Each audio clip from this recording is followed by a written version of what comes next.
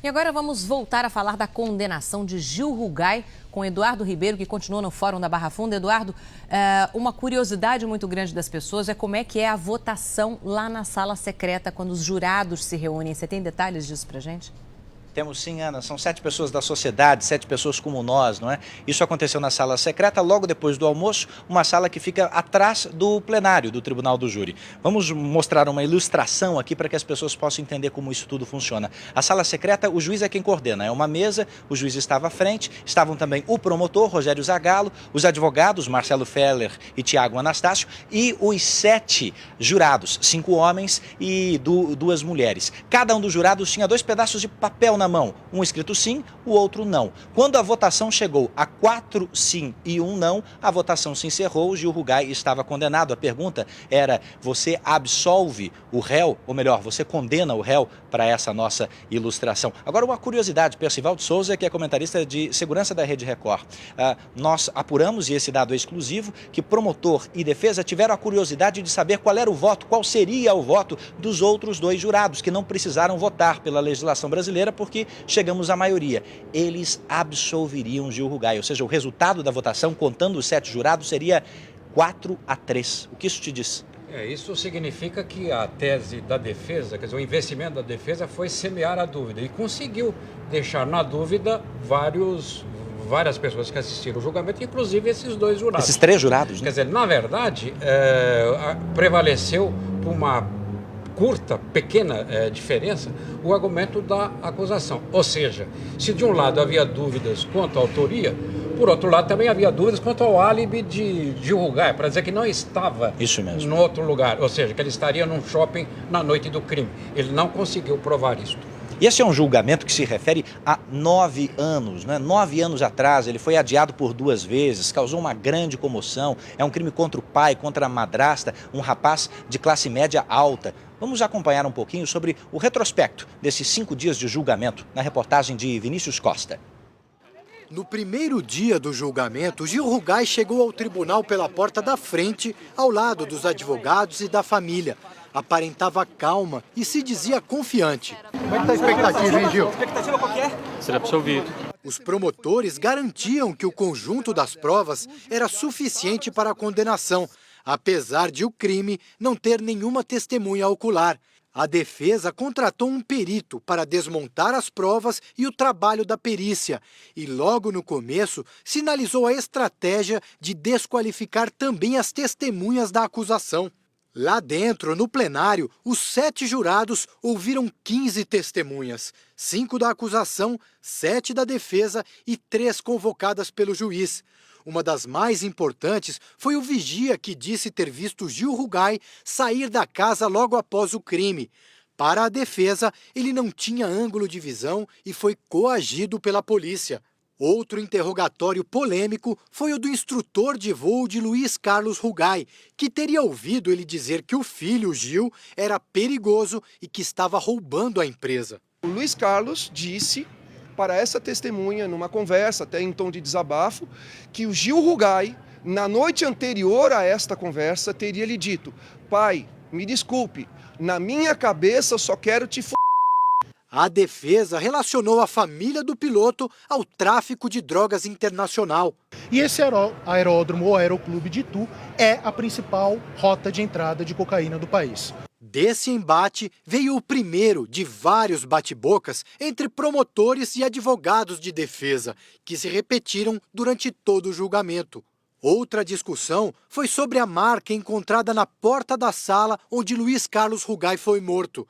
Para a acusação, totalmente compatível com o pé de Gil. Para a defesa, um laudo cheio de falhas que inclusive trocava o pé direito pelo esquerdo na apresentação do perito. Além de apontar falhas nas perícias, a defesa questionou a investigação. Acusou a polícia de direcionar a culpa somente para Gil Rugai. Em nenhum momento, Gil Rugai deu entrevistas. A partir do 3º dia, passou a entrar no fórum pela porta dos fundos. Nós não queremos o Gil pressionado, tenso. Ontem, em depoimento, Gil Rugai negou mais uma vez o crime. Na saída, seus advogados mostravam cada vez mais confiança na absolvição. O último dia de julgamento, o mais importante, foi também o mais rápido de todos. Com menos de 4 horas de sessão, os jurados já haviam se reunido na sala de sentença para votar pela condenação de Gil Rugai. E o Jornal da Record volta a falar ao vivo do tribunal, de onde Gil Rugai, publicitário de 29 anos, saiu condenado, mas livre. Você acompanha os instantes em que ele saiu daqui 8h10 da noite, no carro da família, no banco de trás, de camisa, paletó, mas já sem gravata. Ele foi para a casa da avó materna em Perdizes e sem escolta policial. Nossa câmera se aproxima do banco de trás e mostra um instante em que Gil Rugai aparece lá. Percival de Souza continua aqui ao meu lado e é bom que se diga, inclusive, Percival, que ele olhou o tempo todo, mesmo durante o momento da sentença, em que o juiz disse que ele foi condenado a 33 anos e 9 meses de prisão, olhou compenetrado, sem abaixar a cabeça. Às vezes ele baixava os olhos para o chão, mas olhando fixamente para o juiz. Que lições esse julgamento tão midiático, tão televisionado, eu não me lembro de um em que a sentença foi transmitida com áudio e vídeo, que lições ele deixa? A lição principal que fica é que a defesa e nem a acusação podem subestimar a inteligência e a capacidade dos jurados. Ou seja, a reação dos jurados foi contrária ao fato do vigia, principal testemunha, por colocar Gil Rugai no cenário dos fatos, no cenário em que o pai dele e a madrasta foram assassinados, pelo fato dele ser semi-analfabeto, ele foi ridicularizado. Os jurados tiveram uma reação favorável a ele. E segundo a porta que teria sido derrubada com um pontapé, ela desapareceu. Mas não desapareceu no Instituto de Criminalística, desapareceu aqui no fórum, onde nós estamos, Eduardo. Ninguém achou até agora. Isso pegou muito mal para a defesa na hora de se tomar uma decisão. Antes de uma pergunta da Ana Paula, um detalhe. Logo depois de proferir a sentença, de anunciar a sentença, o juiz Adilson Palkowski começou a fazer uma série de agradecimentos aos advogados, aos promotores. Inclusive, no finalzinho do discurso, ele disse: eu agradeço também a minha mulher e a minha sogra. Foi o único instante que eu vi lá dentro e que os nossos produtores acompanharam, em que todos riram, inclusive Gil Rugai. Pôde-se ouvir uma gargalhada do réu que estava sendo condenado a 34 anos de prisão quase. Ana? Ele é, no mínimo, uma pessoa muito fria, né? Obrigada, Eduardo. Boa noite, Percival. Eu queria fazer uma pergunta para o Percival. Tudo bem, está condenado por 4 votos a 1, mas a gente já sabe que 2 outros seriam também pela não condenação, pela absolvição de Gil Rugai. Ou seja, nesse ponto, a defesa foi muito competente, colocando dúvidas na cabeça dos jurados, como você disse agora há pouco. Isso pode ajudar na tentativa da defesa de anular esse julgamento ou de apelar para que a sentença seja menor? Ana, a defesa vai ter que convencer o Tribunal de Justiça, onde será feito o recurso, de que a decisão que acaba de ser tomada é contrária à prova do processo, à prova dos autos. Terá que convencer nesse sentido. Ao mesmo tempo, a defesa investiu muito nessa tese de semear a dúvida, que ela não surtiu os efeitos desejados. Agora, a principal discussão é sobre o mundo jurídico, Ana Paula. Ou seja, uma decisão de primeira instância como essa aqui não vale mais nada. Os recursos são automáticos. Ninguém, mesmo condenado a uma pena longa, fica preso. Aliás, o próprio promotor do caso, Ana Paula, para você ter uma ideia, disse que não consegue convencer nem os alunos dele, que ele é professor de direito, e muito menos os colegas dele de qualquer parte do mundo, Ana Paula. Vale lembrar também que todo esse julgamento ocorreu diante de um contexto milionário, uma herança de 16 milhões de reais. Vamos entender agora na reportagem de Natália Leite como Gil Rugai continua tendo, mesmo condenado, direito ao dinheiro do pai. Mesmo condenado, Gil Rugai deve receber 25% de todo o patrimônio, estimado em mais de 15 milhões de reais.